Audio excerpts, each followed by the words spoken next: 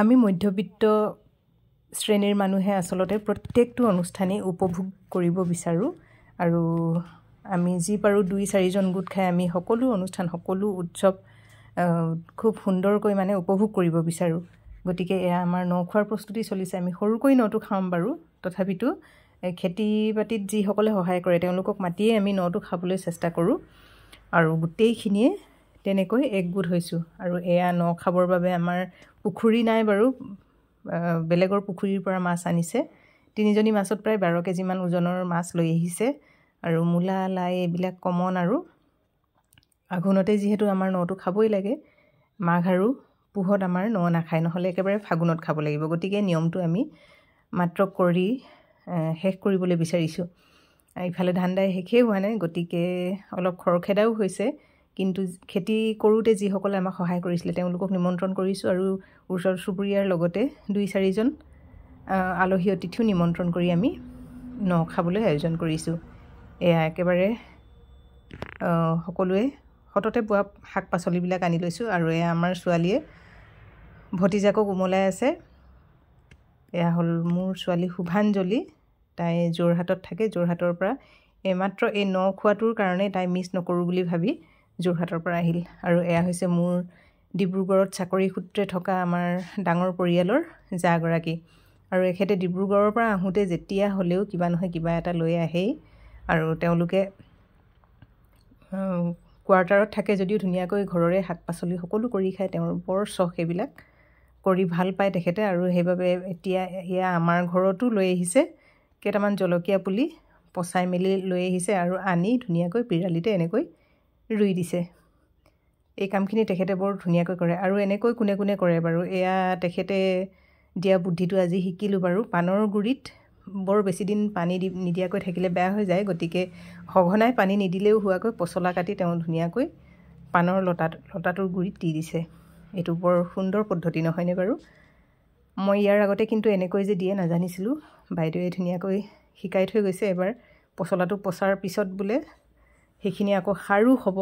কিমান সুন্দৰ কথা এয়া নতুন কথা এটা শিকিলো আৰু জলকীয়াৰ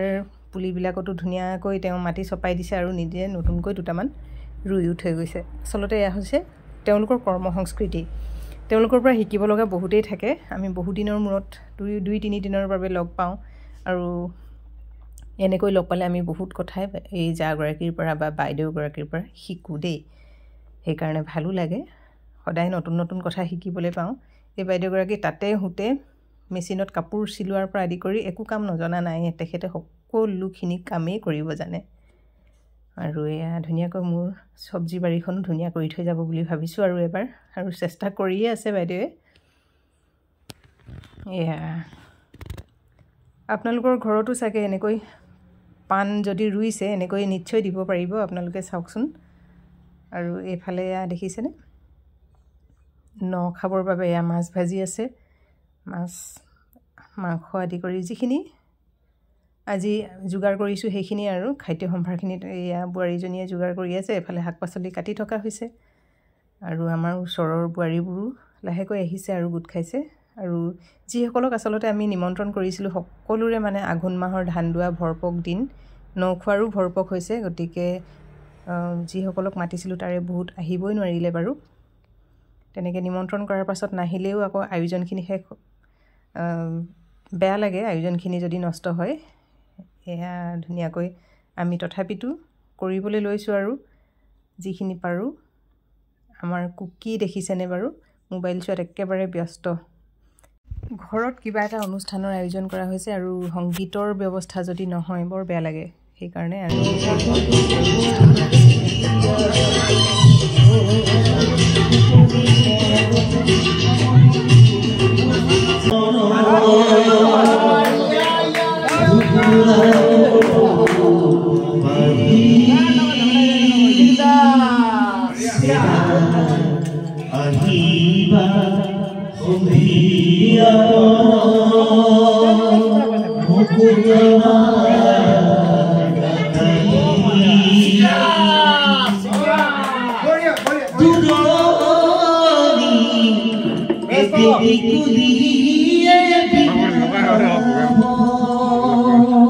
Moro